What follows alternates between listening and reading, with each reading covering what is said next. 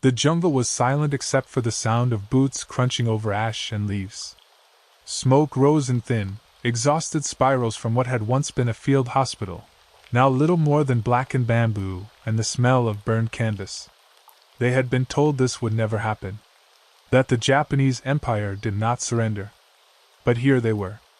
A group of 20 women, nurses, medics, and clerks, standing under the muzzle of American rifles on a small Philippine island whose name they had never learned to pronounce. The war had swept past them like a storm, leaving only wreckage and disbelief in its wake. "Hands up!" one American shouted. The women froze. They weren't armed, just carrying bandages, a few surgical tools, and a single Red Cross flag that had been trampled into the mud. Keo Nishimura, a nurse from Nagasaki, raised her trembling hands. She was 22 and had never seen an American up close. To her, they were monsters from the propaganda posters, giants with fangs, carrying fire in their hands. Yet, as she looked into the face of the soldier before her, she saw not cruelty, but something stranger, hesitation. He motioned for her to step forward. She obeyed. The barrel of his rifle followed her movement, steady but unsure. Behind her, someone whispered, "Bow. Show respect." The women lowered their heads as they had been taught, to the emperor, to officers, even to their captors. But the Americans didn't understand the gesture. "Tell them to stop that," another soldier muttered. "They don't have to do that." Keo didn't move. Neither did the others. Their world had been built on obedience, on posture, on silence. Bowing was all they had left. The Americans exchanged uneasy glances. One of them, a young lieutenant with dirt on his cheek and a bandaged hand, took a breath and said quietly, "Tell them they're safe now." The interpreter translated, haltingly, "Safe." It was the first time Keo had heard that word since the war began. And for a moment she didn't know whether to believe it or cry. They walked for hours under the burning sun. The trail wound through jungle and mud, where broken helmets and rusted canteens marked the path of battles already forgotten. The American guards walked ahead and behind, rifles slung but not raised. The women carried what little they had left, a few rolls of gauze, a single tin of morphine, a notebook of patient names already crossed out by death. Their Red Cross armbands were torn and brown with dirt. Keo's legs ached, but she dared not complain. Each step was a surrender of a different kind, to fatigue, to shame, to a future she couldn't imagine. The jungle hummed with insects, and somewhere distant, artillery thundered like an echo from another world. At first, she avoided looking at the Americans. She feared their gaze, their judgment, their revenge. But curiosity is stubborn. When she finally lifted her eyes, she saw not monsters, but boys. One couldn't have been older than 17. Another limped, his uniform patched and blood-stained. As they crossed a small clearing, one soldier stumbled on a root and dropped his pack. The women froze. The lieutenant, the same man who had spoken to them earlier, simply laughed and waved it off. "Keep moving," he said. "We're almost there." "Almost where?" whispered Yumi, another nurse, her voice cracking. Keo didn't answer. None of them knew. They had heard stories of POW camps, of beatings, starvation, and public humiliation. They had seen what the Imperial Army did to captured enemies. Why should the Americans be different? By evening, the jungle opened to a clearing surrounded by wooden fences and barbed wire. Inside were tents, cooking fires, and men in uniforms of every shade, Filipino scouts, American Marines, even a few Japanese prisoners sitting quietly under a tree. Keo felt her throat tighten. She waited for shouts, for punishment, for anything that would confirm her fear. Instead, a medic came forward with a clipboard. "Get them water," he said. "And food." Water. Food. Two simple words that felt impossible. As dusk fell and canteens were passed down the line, one nurse began to sob silently. Another followed. And soon, the sound of quiet, exhausted weeping spread through the group, not from pain, but from disbelief. For the first time since their capture, they realized, no one here wanted them dead. Night fell heavy and humid. Lanterns flickered through the camp like scattered fireflies, casting long shadows over the rows of tents. The women sat on the dirt, too cautious to move freely, their backs straight as if still under inspection by a Japanese officer. But instead of barking orders, the Americans brought out pots, trays, and steaming bowls. The smell came first, unfamiliar, warm, thick with something like roasted corn and fat. It was not the sharp, dry scent of rice, nor the medicinal bitterness of field rations. It was richer, foreign. Keo's stomach twisted at the smell, not in disgust but in confusion. A young Marine approached carrying a dented metal tray. "Dinner," he said simply, setting it in front of them. On it lay something yellow and soft, mashed potatoes, though they didn't yet know the name, a scoop of beans, and a slice of white bread. The women stared, frozen. Yumi glanced at Keo. "They eat like this?" she whispered. Keo hesitated, eyes fixed on the creamy pile. In Japan, food was discipline. It was portioned, precise, symbolic of hierarchy and control. But this looked careless, abundant, even joyful. She picked up the spoon, brought it to her mouth, and tasted. It was soft and sweet. A sweetness that didn't belong to sugar but to something deeper, something born from the land itself. The flavor startled her. She looked up, and for the first time, she saw one of the American cooks smiling. "Not bad, huh?" he said. No one answered. The nurses ate slowly, uncertain whether they were allowed to enjoy it. Some couldn't finish. Others, starved for days, licked the spoons clean. Across the fire, one nurse began to cry quietly into her sleeve.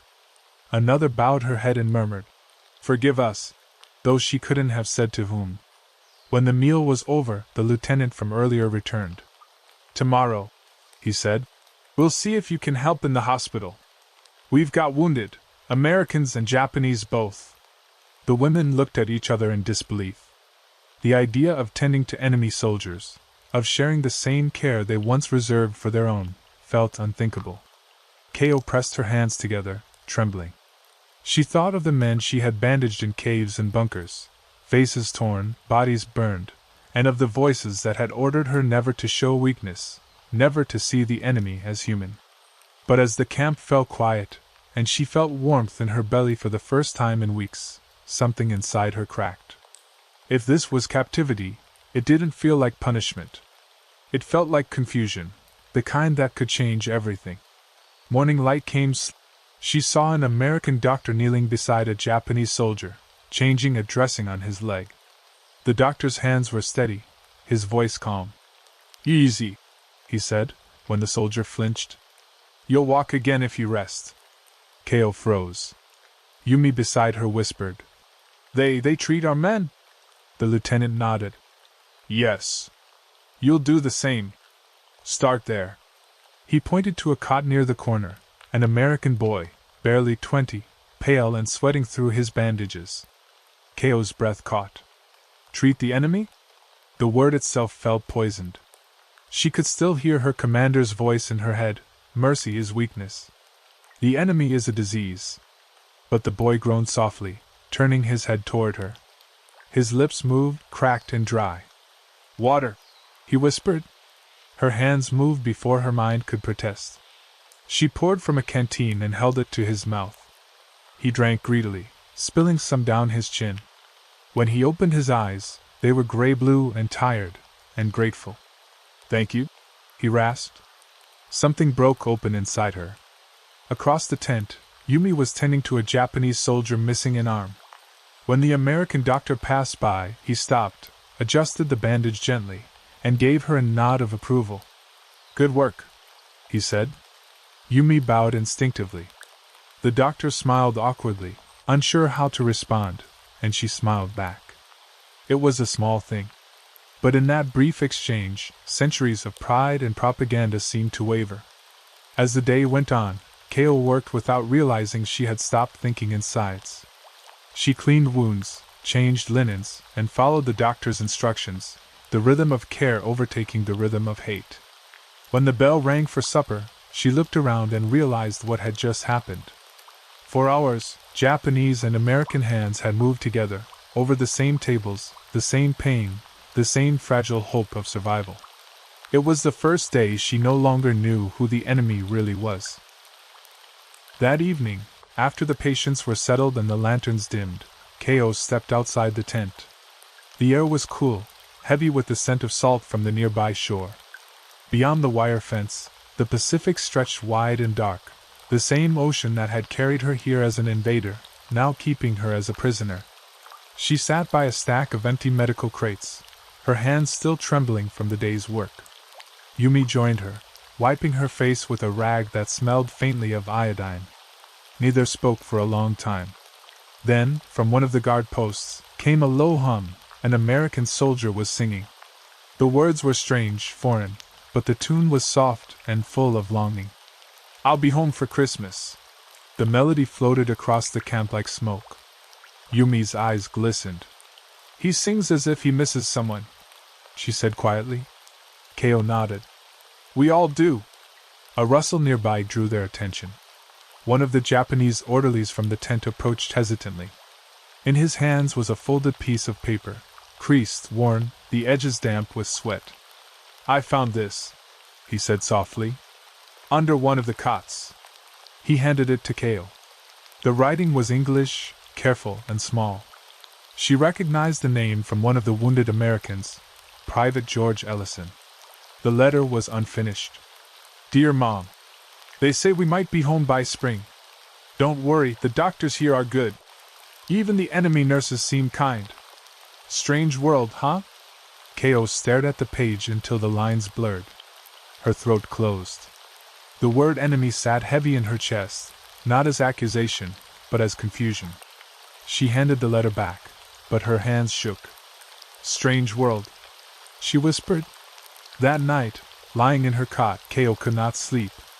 The faces of the men she had treated drifted through her mind, not as soldiers, but as sons, brothers, voices whispering for water or home. War had taught her to divide pain into categories, ours and theirs. But here, under the same roof, pain was shared. And for the first time, she felt the unbearable truth that perhaps it always had been. In the darkness, the sound of waves came faintly from the distance, rhythmic and eternal. And Ko, unable to stop herself, pressed her palms together and prayed, not for victory, but for mercy. It was the first prayer she'd made since capture, and the first that felt truly human. A few days later, the camp began to change in ways the Japanese nurses could not understand. The air was still thick with heat and the smell of salt, but now the Americans were busy with something else, cutting branches, stringing wires, laughing as they carried boxes toward the mess hall. "Some kind of celebration?" Yumi asked, watching two guards hang paper stars over the doorway. One of the medics, a tall man from Oklahoma with a crooked smile, overheard her. "Christmas," he said, as if that explained everything. Ko had heard the word before.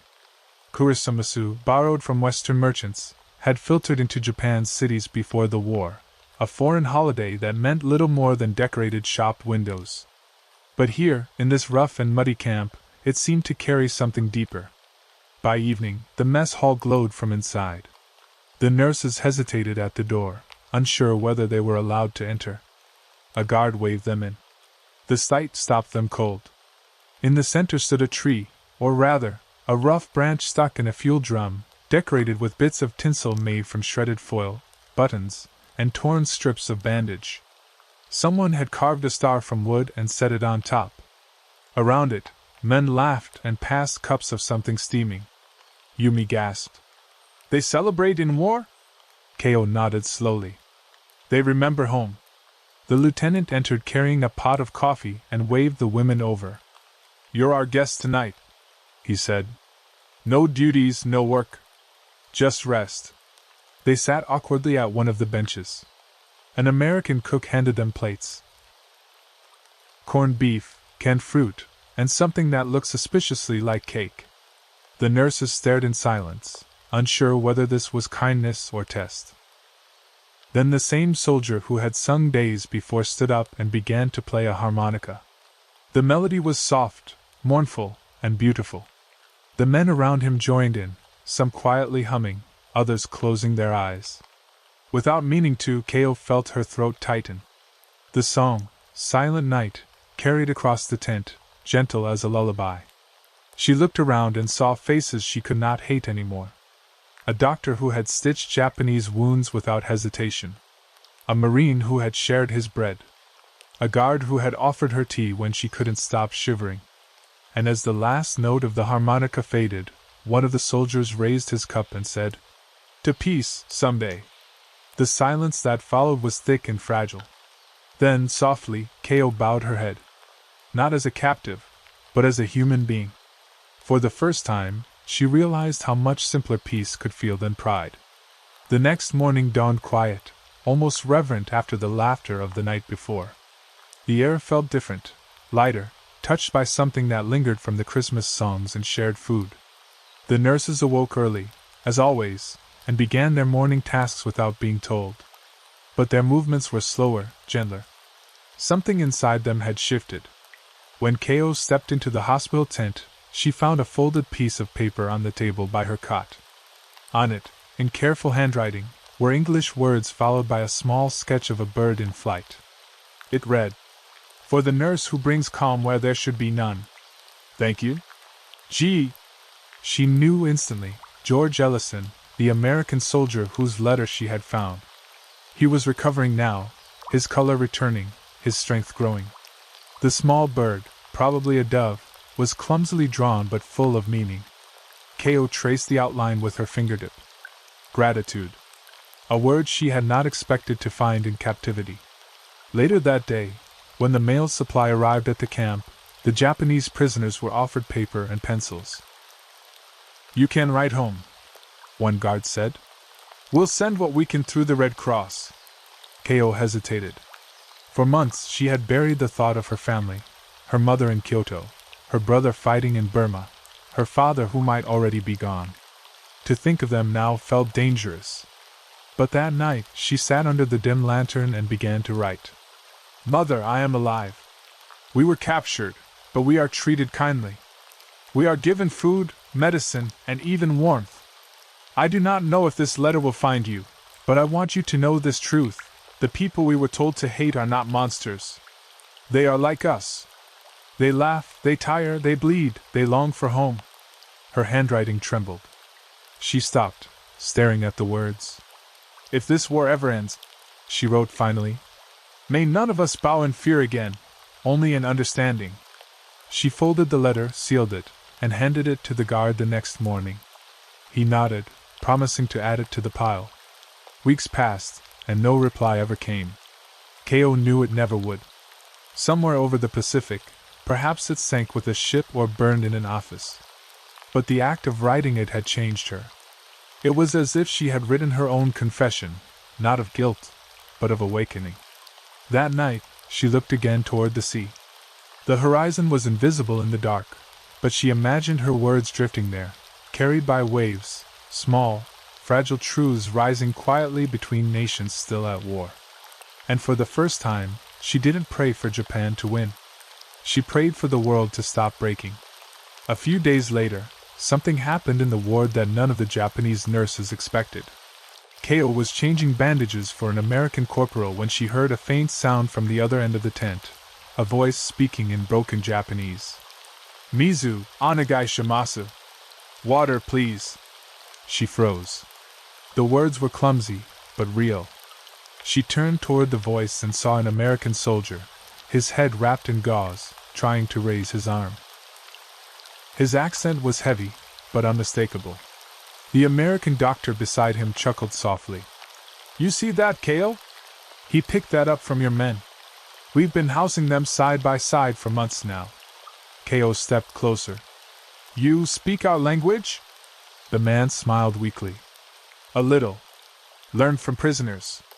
Tomodachi, right? That means friend?" Her throat tightened. "Yes, friend." He reached for his cup with a shaking hand. "Good. Maybe we're that now." Ko didn't know how to respond. She poured him water, careful not to meet his eyes. Every instinct from her upbringing told her that this was dangerous, that kindness could be betrayal. Yet every fiber of her heart rebelled against that thought. When she looked up again, she noticed something she hadn't before: a small group of American and Japanese soldiers in the far corner, playing cards together. They laughed quietly, exchanging gestures and half-translated words. The sight was surreal. Men who had tried to kill each other days or weeks earlier now sharing a deck of cards and a bowl of rice. "War makes fools of us," murmured Yumi, standing beside her. "And maybe it teaches us too." That afternoon, one of the American doctors asked the Japanese nurses to help teach a few phrases of their language: how to say pain, medicine, stop the bleeding. The women hesitated, then agreed. They spent hours pronouncing syllables while the Americans tried to mimic them, their laughter echoing through the tent. By sunset, the once solemn hospital sounded almost like a classroom. Keo realized, listening to the stumbling voices, that language, once a wall between enemies, had become a bridge. That night, when the camp fell silent, she found herself whispering an English word into the dark, one she had heard often in the ward, spoken with warmth, gratitude, and something close to peace. "Friend," she said softly. And though no one heard it, it felt like a prayer. The morning was gray, the kind that seemed to flatten the jungle into stillness. Rain dripped from the canvas rooftops, tapping against the buckets lined along the edges of the ward. Keo moved quietly between cots, checking bandages and temperatures, when something small caught her eye, a corner of paper sticking out from beneath an American soldier's pillow. She hesitated before touching it. Curiosity got the better of her. It was a photograph, worn, water-damaged, but still clear enough to make out the faces. A woman and 2 children sat on the porch of a wooden house, smiling into the sunlight. The youngest boy clutched a small toy airplane. The soldier noticed her looking. He was pale, his arm in a sling, but awake. "That's my family," he said softly. "Ohio. Haven't seen them in 3 years." Keo froze, unsure if she should apologize. Instead, she nodded. "They look kind." He smiled faintly. "They are. My wife bakes pies every Sunday. The little one thinks I'm still flying planes." He paused. "What about you? You got family back home?" The question struck her harder than expected. Family. The word opened something deep. "Yes," she whispered. "Mother and brother. I do not know if they still live." He looked at her with a kind of quiet understanding she hadn't expected. "Then I'll hope for both of us," he said. "That we all get home somehow."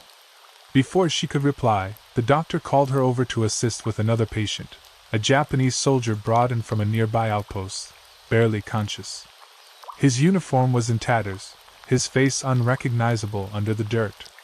She cleaned his wounds gently, her motions mechanical until she reached into his pocket to remove a soaked handkerchief. Inside it was another photograph, a woman and child in a kimono, standing before cherry blossoms in bloom. 2 men, 2 pictures, 2 worlds, and yet the same small hope folded close to their hearts. Keo stared at both images long after the shift ended. One smelled faintly of machine oil and tobacco, the other of sweat and seawater. And yet both seemed to say the same thing without words: "I want to go home."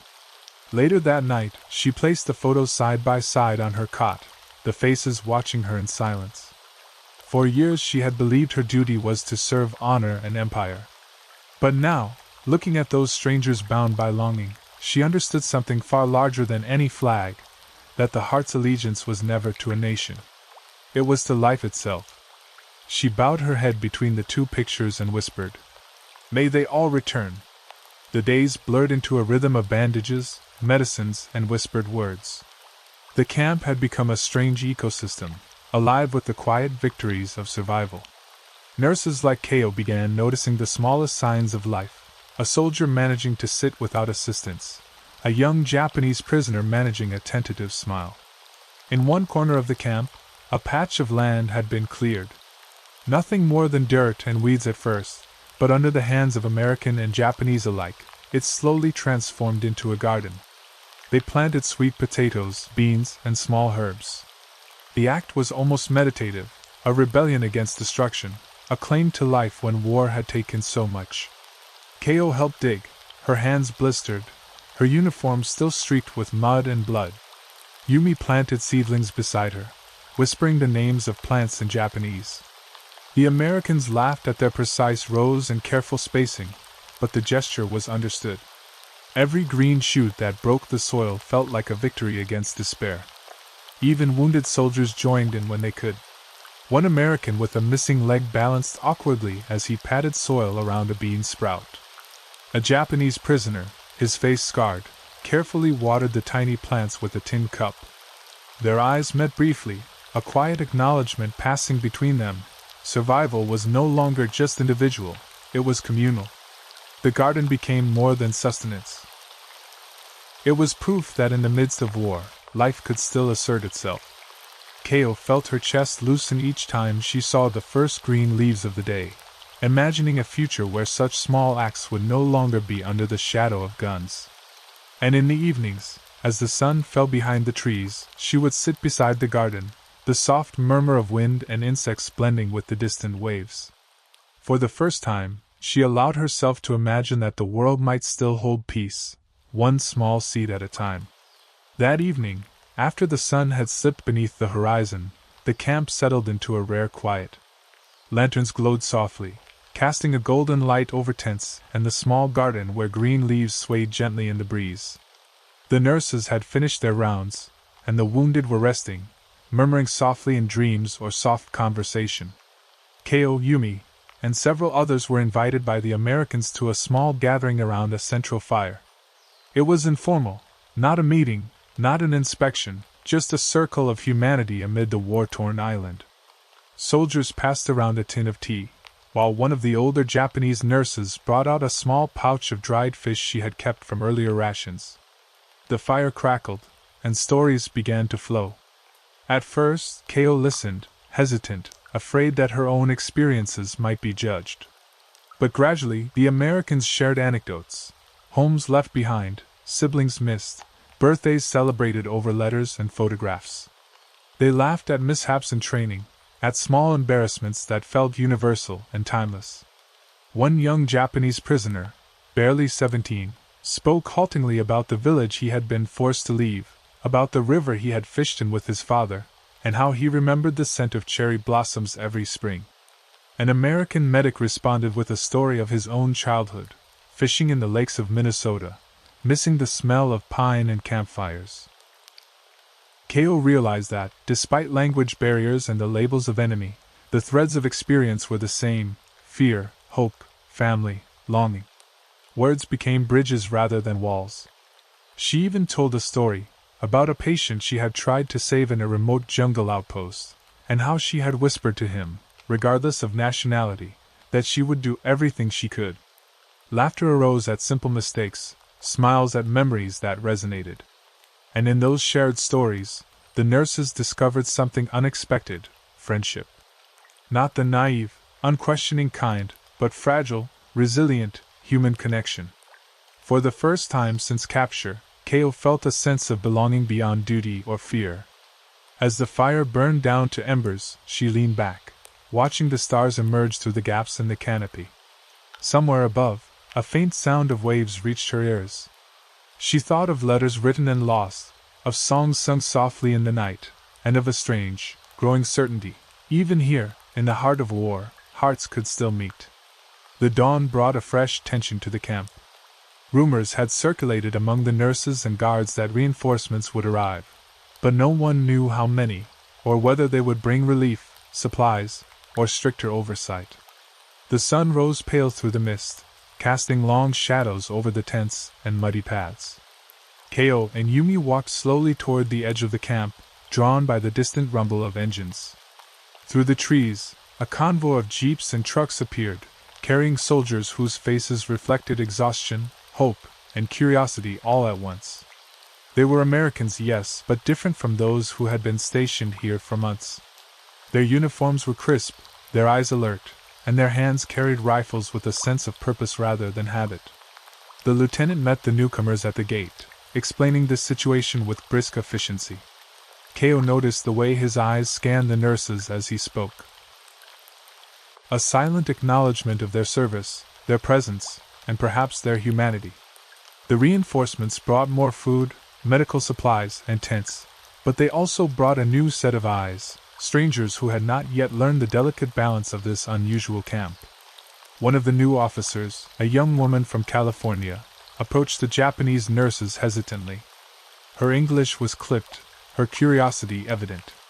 "You are the nurses from the captured unit?" she asked. Ko nodded slowly. "Yes." The officer's face softened, and she offered a small nod of respect. "We've heard of your work. The wounded speak highly of you." For Ko, the words were both comforting and strange. Praise had always been private, earned through discipline and obedience, not offered freely. Yet here it was, a recognition of effort that transcended nationality. The day was filled with activity. Trucks unloaded supplies, tents were rearranged, and the wounded were carefully transferred to new wards. Ko found herself showing the newcomers the routines, how to manage both American and Japanese patients, how to move quietly through the tent to avoid waking those in pain, and how to bridge the invisible divide between captor and captive. As the sun set, casting the jungle in amber light, Ko paused to watch the camp from a small hill. The new soldiers moved among the old, learning, adjusting, observing the delicate harmony. And in that moment, she felt a cautious hope that even in the chaos of war, understanding could spread like sunlight through the trees. Somewhere below, a wounded soldier hummed a song he had learned from the nurses.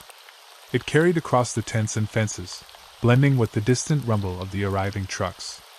Ko closed her eyes, letting the sound wash over her, and thought quietly, maybe, just maybe, this war could teach something beyond destruction. The following days settled into a rhythm that was strange and fragile, like a song half remembered. Ko discovered a small patch of cleared earth behind the medical tents, where the sun caught the leaves and insects danced in golden shafts of light. It had been overlooked by the soldiers, perhaps too small to matter, but to Ko it became a sanctuary, a place where the war could be forgotten, if only briefly. With Yumi by her side, she began to tend to it in the quiet hours, using scraps of soil from broken pots and seeds found in abandoned ration packs. It was an instinctual act, a whisper of home and peace. Every morning, before the rush of patients or the shuffle of guards, they watered the tiny green shoots, feeling the life beneath their fingers. The wounded watched in curiosity. A Japanese soldier with a broken arm carefully arranged small stones around a patch of sprouting grass. An American corporal, once shy and mistrustful, knelt beside him, mimicking the placement of the stones with an awkward reverence. Laughter began to rise, quiet at first, then louder, shared across the invisible border that had separated them. Ko marveled at the strange alchemy. Life could be coaxed even in the shadow of death. She found that tending the garden was like tending the soul. Each sprout, each leaf, was a small proof that the world could heal, if only people allowed it. One afternoon, while planting a row of small flowers scavenged from the jungle edge, Ko noticed George Ellison approaching, his bandaged arms swinging loosely. In his hand was a small packet of American seeds, marigolds and sunflowers, which he offered shyly. "For your garden," he said, a tentative smile breaking across his face. "Maybe they'll remind us of home." Ko accepted them carefully, the gesture heavier than words. The act was not about nationalism, allegiance, or hierarchy. It was about humanity, a shared acknowledgement that even amid war, life and care could flourish. As weeks passed, the garden grew slowly but insistently. Bright flowers peeked through the soil, their colors stark against the mud and canvas tents. Soldiers and nurses began to linger there between duties, sitting quietly or tending to a stray sprout, sharing brief smiles or unspoken understanding. For Ko, each small blossom was a quiet victory. It reminded her that despite all the orders, all the rules, all the propaganda, there remained a world that could be nurtured, tended, and perhaps reconciled. And in the stillness of those moments, she began to feel something she had not felt in years. Hope that was not fragile or fearful, but strong enough to root and grow. Evenings in the camp had settled into a strange kind of peace. Lanterns glowed along the paths between tents, and the distant waves whispered against the shore, carrying the rhythm of a world untouched by violence. But one night, a different sound cut through the hum of insects and the murmur of conversation: music. It began faintly, almost swallowed by the jungle, a guitar strumming softly, accompanied by a voice, deep, steady, and warm. The song was in English, its lyrics foreign, but the emotion was unmistakable: longing, sorrow, and a strange kind of joy intertwined. The voice belonged to one of the American soldiers, and as it traveled across the camp, the effect was immediate.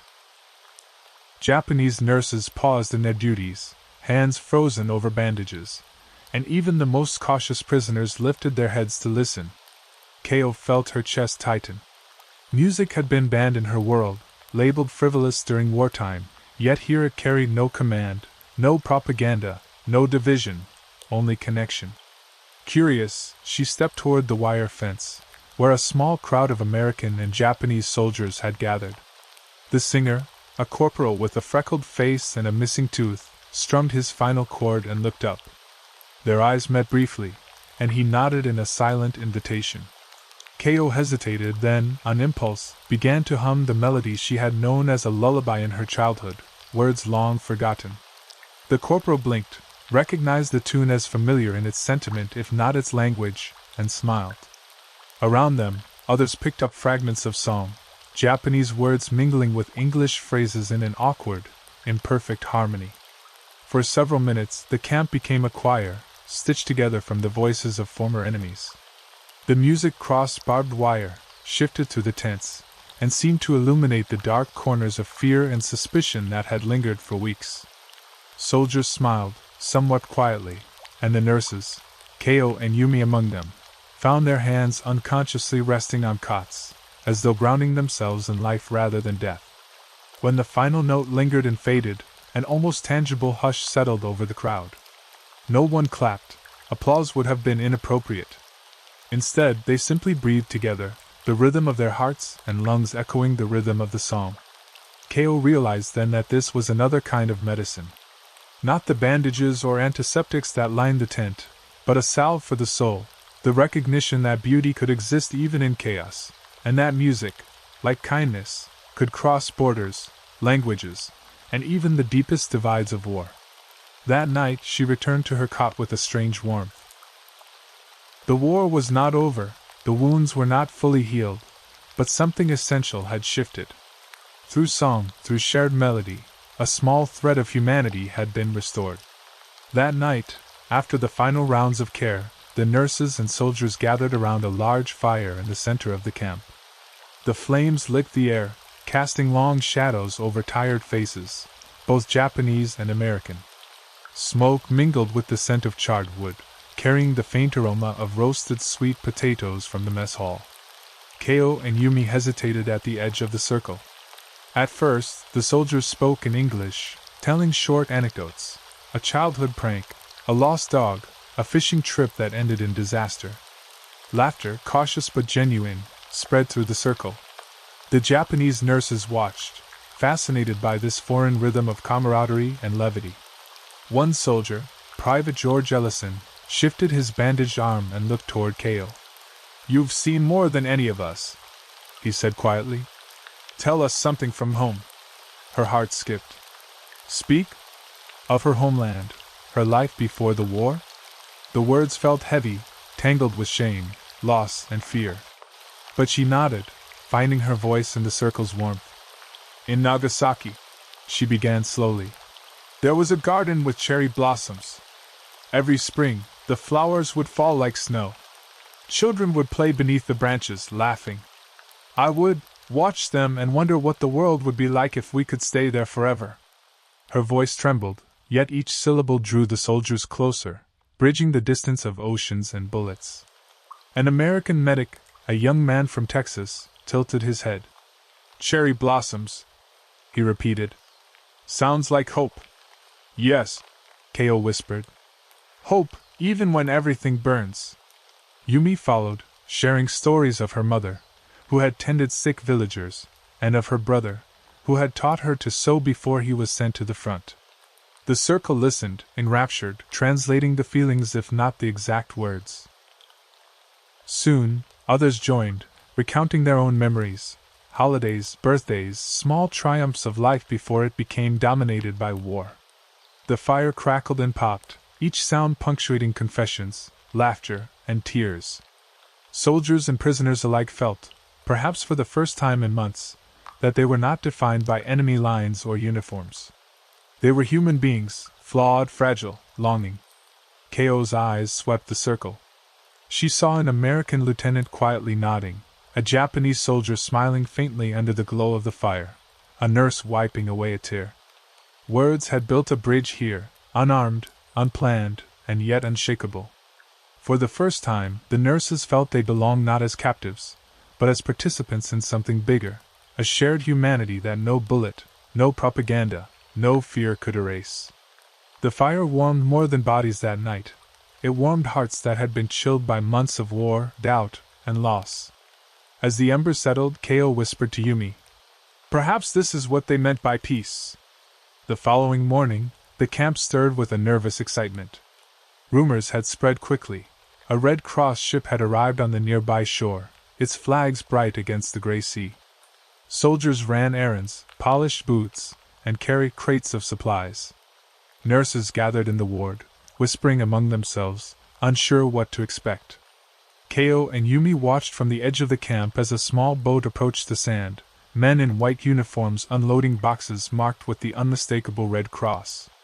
For the first time since their capture, the women felt a thread of hope that extended beyond food and shelter, hope of connection, of news, of the outside world. A camp officer gathered everyone around the center tent. "Red Cross personnel are here," he announced. "They'll check on all of you, Japanese and American alike. Letters, packages, updates from home. If they've come, we'll get them." The nurses exchanged glances. Could letters really arrive? Could their families, unaware of their survival, finally know they were alive? K.O.'s heart raced. She thought of the letter she had sent weeks before, the one that would never arrive. Perhaps this time, it might. The Red Cross workers entered the camp in pairs, moving efficiently but gently. They spoke in careful English, some attempting Japanese phrases they had memorized for months. K.O. watched as they approached wounded soldiers and nurses alike, asking questions, distributing packages, and taking notes. One young woman with a gentle voice knelt beside K.O. "I'm here for you," she said. "We'll make sure your letters are sent. We'll check on your families if we can." Her hands were steady, her eyes filled with empathy. K.O.'s throat tightened. For the first time in months, she felt that bridge, the one between captivity and the world beyond, was real. Yumi's fingers trembled as she received a small envelope. She opened it slowly, and a photograph fell out, her mother, smiling with arms outstretched, as if she had waited for this moment. Tears ran down Yumi's cheeks uncontrollably. K.O. took her hand, squeezing it in quiet solidarity. Even the American soldiers were moved. They, too, received packages, letters from parents, wives, and children, many of which had been delayed or lost. The camp seemed smaller, warmer, somehow more human as the weight of isolation lifted. As night fell, the nurses gathered once more in the ward, sifting through the letters and parcels with a mix of disbelief and joy. K.O. held a letter addressed to her in familiar handwriting. Her hands shook as she read. Her mother was alive. Her brother had survived the front. The war had taken much, but not everything. For the first time, she allowed herself to imagine a future beyond the barbed wire and gunfire, a future in which bowing was no longer a gesture of fear, but of respect, reunion, and memory. And as the lanterns glowed softly over the ward, K.O. realized that the Red Cross had done more than bring letters and parcels. They had carried a lifeline, proof that hope, even in the darkest corners, could arrive like a quiet tide. Weeks passed after the Red Cross arrived, each day bringing small but profound changes. The camp was no longer a place of mere survival. It had become a fragile ecosystem of tentative trust, shared grief, and unexpected laughter. The Japanese nurses had learned the rhythm of the American soldiers, the language of wounds, and, in quiet moments, the language of empathy itself. Then came the word that everyone had been waiting for: repatriation. A ship would carry the Japanese prisoners home, leaving the Philippine island behind. The news spread like wildfire, igniting a mix of joy, anxiety, and disbelief. Keo and Yumi, along with the others, began the meticulous preparation, packing what few belongings they had, gathering personal papers, and holding back tears that refused to be named. On the day of departure, the camp was alive with activity. The Americans, who had once been the symbols of fear, now moved among the nurses with smiles and farewells. One of the guards handed Keo a small bundle of items left behind by wounded soldiers she had cared for, a token of gratitude, a silent acknowledgement of shared humanity. She tucked it carefully into her satchel, pressing it to her chest. At the dock, the ship waited, a large vessel brimming with the promise of home. Keo stepped onto the wooden gangway, her legs unsteady not from exhaustion, but from the weight of memory. She looked back at the camp, the tents, the lanterns, the makeshift Christmas tree, the men who had once seemed like enemies but were now brothers in survival. She bowed low, not in fear, not in shame, but in gratitude and farewell. The sea was calm as the ship pulled away. Keo leaned against the railing, staring at the receding shore. Smoke still rose faintly from the remains of the field hospital, but it no longer carried the scent of terror. Instead, it was a reminder of endurance, of lives that had intersected in ways they never could have imagined. Yumi stood beside her, holding a small photograph, a reminder of family waiting somewhere across the ocean. They didn't speak, words were unnecessary. The wind carried away what remained of fear, leaving only the quiet hope that life would continue, that mistakes could be forgiven, that the future could be built from what was learned here. As night fell and the stars reflected in the gentle waves, Keo allowed herself a deep breath. She thought of the men she had treated, of the American soldiers who had once seemed like monsters, and of her fellow nurses who had endured the same storm. Each face, each story, each small act of care had been a bridge across a world torn apart. The ship moved steadily forward, and with each wave Keo felt herself carrying less of the war and more of something enduring: compassion, resilience, and a fragile, unshakable faith in humanity. She looked at the horizon, the first glimmers of dawn painting the sky, and whispered softly, "We will live. We will return. And we will remember." The Japanese nurses had survived not just as captives, but as witnesses to a truth far greater than any command or flag, that even in war, empathy could survive, and that every act of care could echo across oceans, across nations, and across generations. The ship sailed onward, carrying them home, carrying their stories, carrying the fragile hope of a world learning, slowly, how to bow not to fear, but to understanding.